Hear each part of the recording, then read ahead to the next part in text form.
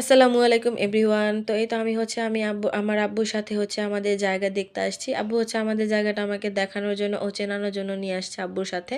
তো আমাদের জায়গাটা ইটভাটায় ছিল। তো যাই হোক এই তো আব্বুর সাথে চলে আসছি। আর রাস্তাঘাট যে অনেক চেঞ্জ হয়ে গেছে। তো আব্বু অনেকদিন পর আসছে।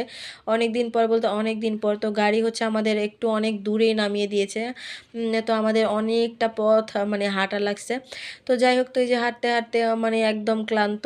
তো তারপরে এই যে আমার এই ঘরটা আর কি চোখে পড়লো। তো আমি সামনে গিয়ে একটু ভিডিও করছিলাম, দেখছিলাম। তো এই ঘরটাতে ইটভাটা যারা কাজ করে আসলে তারা থাকে। আর এটা এত নিচু ছিল দেখতে মানে কতটুকু বোঝা যাচ্ছে জানি না, বাট অনেক নিচু ছিল। জানি না ওনারা মানে ঝড় বৃষ্টির দিনে বা রোদের মধ্যে কিভাবে থাকে। তো যাই হোক তারপর যে আমরা এই যে হাঁটা শুরু করলাম। হাঁটার পরে এই যে আমাদের গন্তব্যে পৌঁছে গেছি। তো আমাদের জায়গাটায় আব্বু আমাকে কোনখানে কি আছে সব কিছু দেখালো। সব কিছু দেখলাম। তো এখানে যে খোলার যে ম্যানেজার থাকে বা লোক আছে তাদের সাথে কথা-টথা বললাম। বলার পরে এখন আমরা বাসায় চলে আসব। তো এই তো আমরা যে অন্য দিক দিয়ে এসেছিলাম মানে ওই সাইড দিয়ে। তো এই সাইড দিয়ে এখন যাব মানে নৌকা পার হয়ে। তো এই যে খোলার অনেক মানুষ ছিল এখানে। তো সবাই আমরা একসাথে নৌকা পার হচ্ছিলাম। আর এই খোলার পাশের এই রাস্তাগুলো মানে কি বলবো এত উঁচা নিচা আর এত কষ্ট হাঁটতে। আর এই যে এখানে দেখেন কত বড় নদীর একটা মাছ।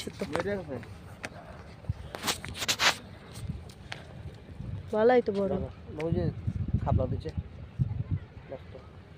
এত বড় পাঙ্গাস মাছ গাঙ্গে তো হইছে। যাই হোক মাছ দেখা শেষে যে আমরা এখন আবার হাঁটা শুরু করলাম। আর এই যে এখান দেখেন মাটির এত উঁচু করে রাখছে মানে পাহাড়ের মতো দেখতে। তো এই রাস্তাগুলো আসলে হাঁটা খুবই কষ্টের ছিল, উঁচু নিচু।